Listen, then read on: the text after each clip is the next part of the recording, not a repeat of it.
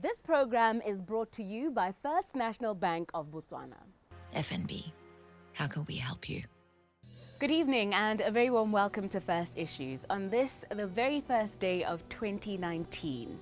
We have chosen to ring in the new year by celebrating some musically gifted talents. But in keeping with the First Issues mandate, we speak to those who have demonstrated some entrepreneurial innovation.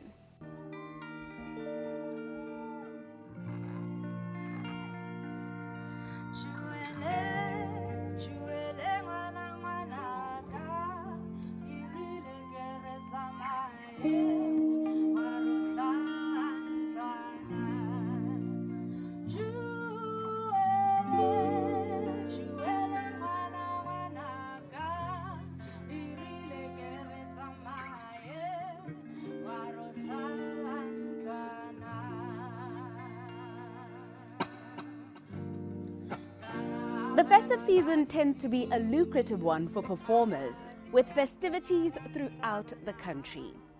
But what happens in the months to come? What happens when money made in December eventually runs out? Tonight's musical guests chose not to wait around to be booked for performances or rely solely on music and merchandise sales, as many who have chosen their career path tend to do. They have created unique platforms for artists such as themselves to thrive and, of course, provide a means of supplementing that erratic flow of income that characterizes the entertainment industry.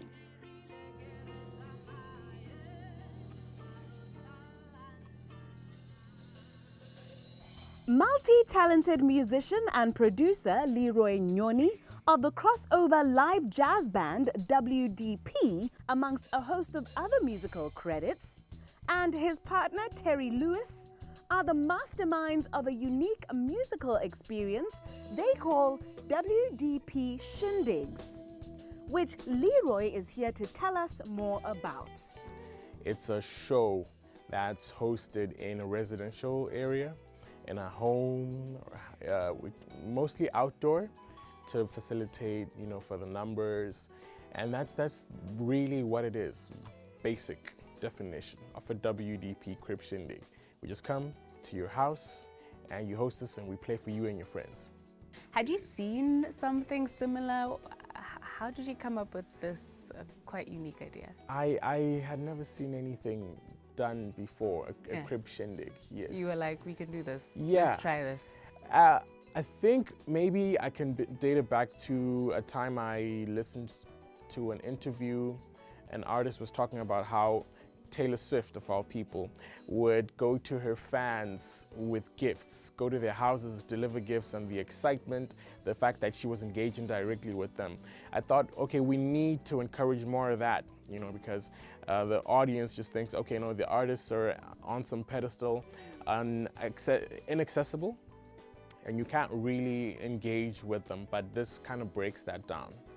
Which points along this journey did you think, okay, this is the winning formula? What are the highlights and maybe achievements that make you think this is worth the investment and time and money we're putting into it? Right, I think the networking opportunities that have come out of it, I think that's a great achievement. The fact that we've been able to have great conversations, business conversations with key stakeholders, or people in key positions, influential people, having them buy into the idea, buy into the band, buy into the brand. I think that's a great achievement. And it's not one that you can easily come across when you're out at a venue, because it's a whole frenzy, people out there, it's a lot of noise. It's just it's non-conducive for business interaction. The WDP Crib Shindigs are. As a creative who now has to think about the business side of the industry and now manage an event brand and coordinate and do all those logistics, what have been the learnings for you? Was it easy for you? Have you always been entrepreneurial, or is this something you've really had to work at? It's something that I've had to work at recently. I think in my earlier days, maybe let me just take it back to high school. I would always be selling something. Yeah, but then I got into music and then it was about the passion. But then I needed to bridge the two. Say, okay, as much as it's a passion, you somehow need to monetize it so that it's sustainable. So it's been quite interesting having to curate an event. Obviously, the logistics need to be properly managed and handled. And because you have people supporting and buying into the idea and attending and paying in advance, you need to make sure that these things are run tightly. The ship is handled really tightly. So I think that's one of the things I've learned. Consistency, commitment, and following through. Yeah, that's really it. This is the first day of 2019. Any word of advice or encouragement for the creative entrepreneurs out there? Yeah, I would advise that they remain persistent, consistent, and committed. I think those three are quite important in the face of adversity, because business isn't easy. You will, have fails before you have successes. And if you have a success before you have a fail, that's a great opportunity for you to, quickly, hold on to that and refine it. But if you do experience failures, that allows you to refine what it is, fault find, and then move forward. But you need to remain committed to it. Not to be discouraged by the failures that you come across in business, but just to keep going at it.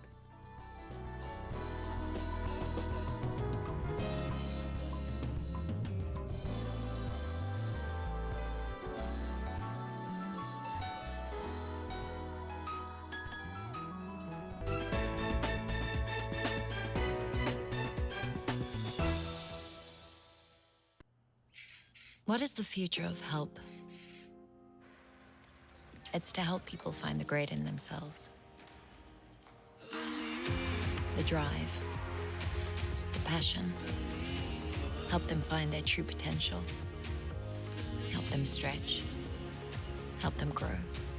That's why we help people help themselves, help the world. Because a little help goes a long, long way. FNB, how can we help you?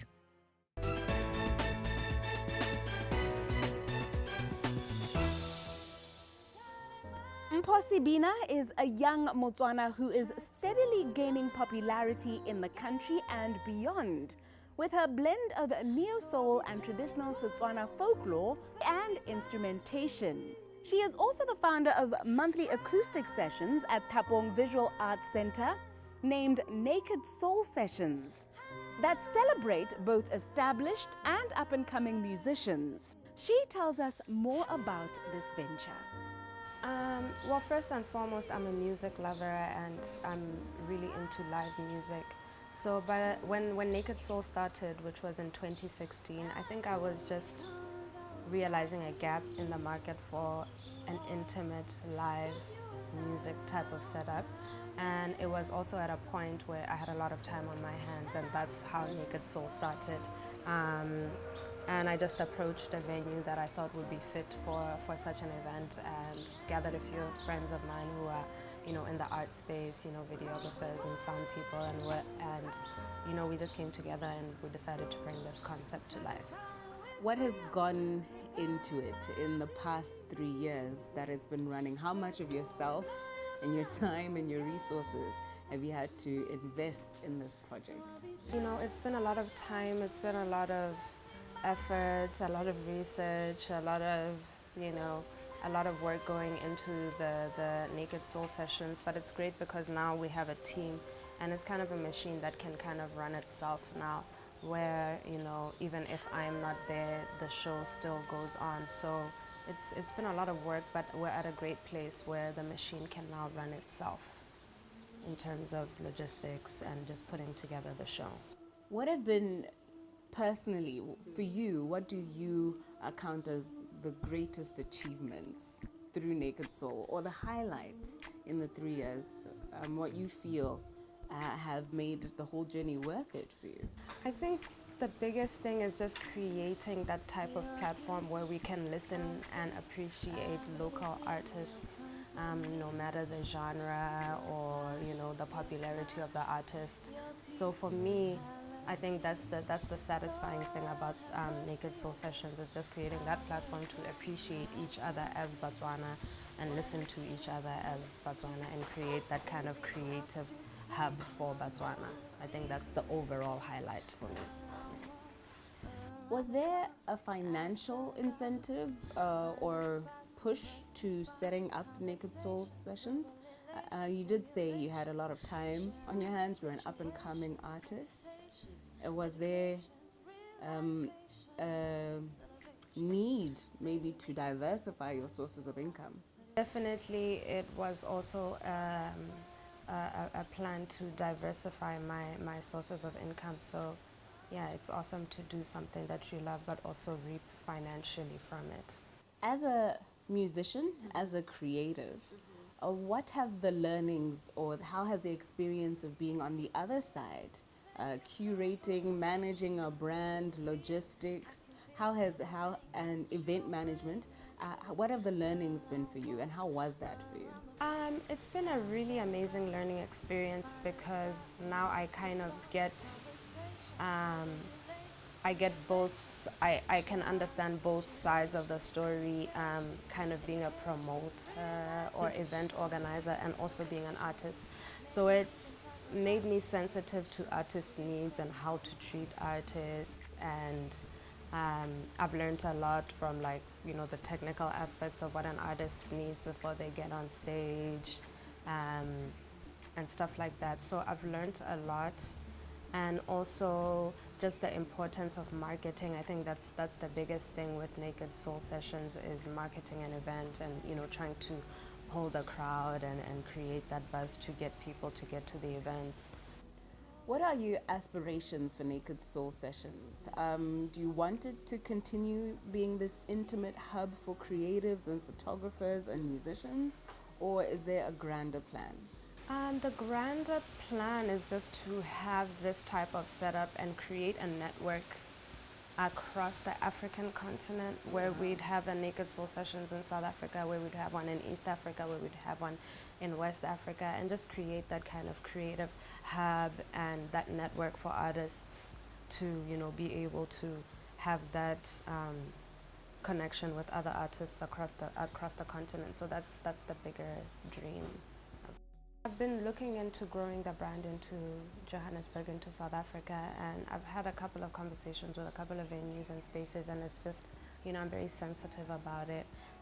And so yeah, it's just about taking that leap, but conversations have started across the border to see how we can create that platform for South African artists, but also, and then just create that bridge between South Africa and Botswana artists. Yeah.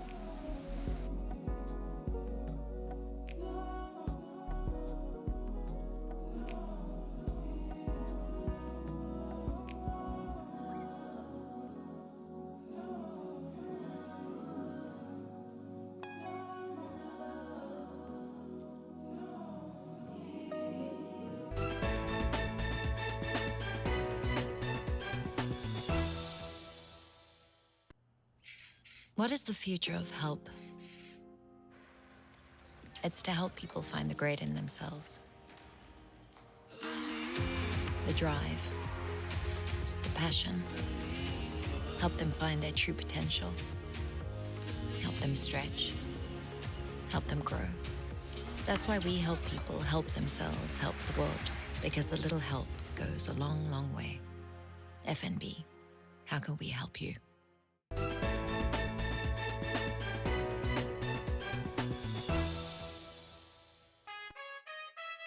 What's up? Well, right, Emma, all what's white up? and gal Looking at you right now, man. Joining us now is a gentleman who probably needs no introduction. Khane Zeus Bansi has made a name for himself in Botswana and beyond in several years in the industry. He and his wife happen to be the brains behind the staple event that is Jam for Brunch. They tell us about their experience as curators of this event. Grab your purse out of toilet guante. Show me love like Bugazonke. Soon as the beat plays, then the song hey. Well, the concept was started by Basadi Dibela, who's our third partner. She's currently in Syracuse right now studying for her master's.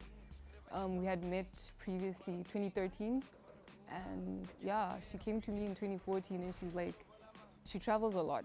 She's like a culture fundi. She loves all these festivals and arts, lifestyle events. So she came to me, she already had the name. Like, that's the weird thing. She had the name and she's like, we're not changing it. And I was like, okay, no, I don't even want to change it. So I studied marketing and she's like, I want you to help me put this brand and help the concept come to life, you know? So that's how Jam for Brunch started. I'd also been doing a lot of traveling and gotten experiences which had reshaped my thought of what a nice night or day out is. You know, when you go to American farmers markets, or when you go to, you know, there was one event I attended in Philly where they had a ship harbor converted into like a recreational kind of space. So, you know, seeing those types of trends, I think, you know, made it easy to see the potential for localizing that kind of thinking. So yeah, I think I was fortunate enough to be at the right place at the right time with the right team, you know, and also looking towards ways to extend my artist brand and, you know, grow a portfolio that will offer more than just the Zeus brand, you know.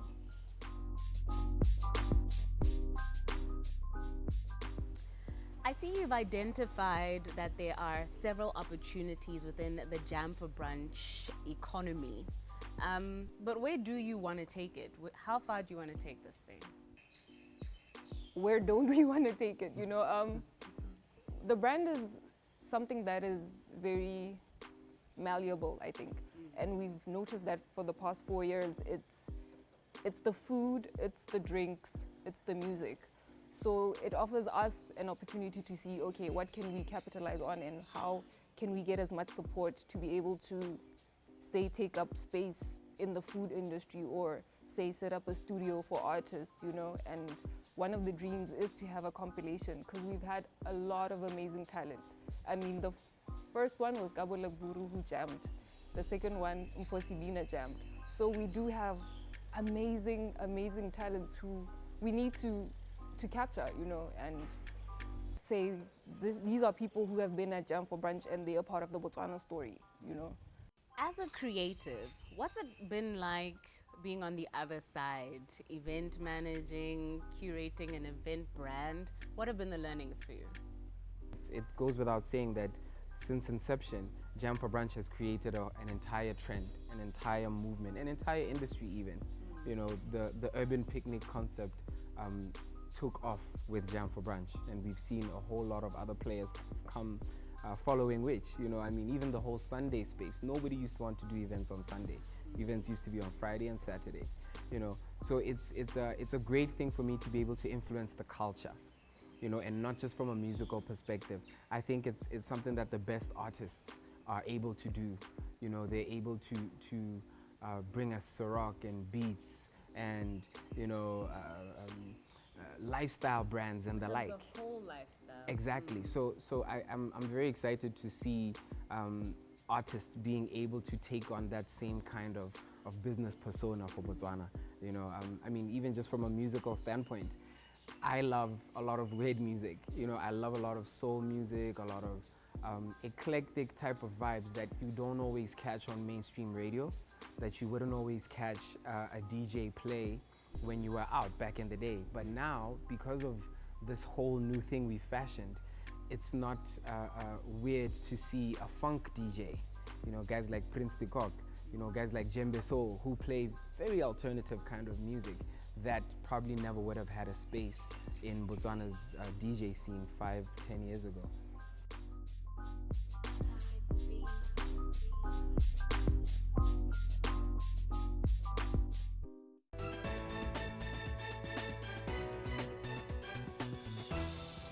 Thank you for watching tonight's program. We feel duty-bound to remind you once again to be vigilant about your financial transactions during the festive season. Please note that while many are out and about reveling in their home villages or abroad with family and friends, and some are preparing to go out yet again tonight, several criminal elements are looking to take advantage of people's distractedness during all this excitement. Financial institutions are on the receiving end of several complaints from consumers who have fallen a victim to several types of fraud. And the head of forensics at FNB tells us which scam they have found to be most popular this season and which we should therefore be cautious of. The most topical for now, I would speak to cell phone banking versus e-wallet. E-wallet reaches out to even those who are not banked by FNB, but it's only accessible to FNB customers. There you are able to send your money, go higher, where your parents can be able to buy food, they can be able to make contributions to social events, samanyalo, zadinso, and every other thing. So that e-wallet service is very, very important. It reaches out to every person, every corner of the country. That being said, the sad part of it is such that we are seeing some undesirable elements in the society who are now abusing this very same service. What we're seeing of late is people simply copy and paste the message and send it to unsuspecting member of the public.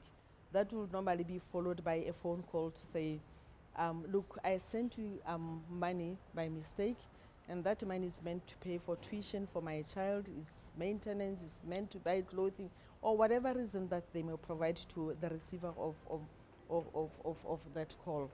And Botswana generally don't cross-check for genuineness of such. Trusting as we are, you simply send the money back to the caller, unbeknown to you, you are being conned of your hard-earned cash. And after an hour or so, when you go to the ATM wanting to withdraw the purported e-wallet that the customer would have, or the caller would have said they sent you, you find that there is nothing in the account. So it's important for, as a customer, when you receive a call of this nature, one, you dial *130*392. It will take straight to e-wallet service, and Hakusnamite, you will find a zero balance in there. And in that sense, where you find that there is no money, the purported 2.5 that is being sent or is said to be sent to you, you ask the caller to say, go to your bank and ask them to help you, because there is a way of dealing with such, especially where there are genuine transactions where you would find that somebody would have sent money to a wrong account. But under normal circumstances, the bank will never again call you to say there is an e-wallet that has been sent to you. This program was brought to you by First National Bank of Botswana. FNB, how can we help you?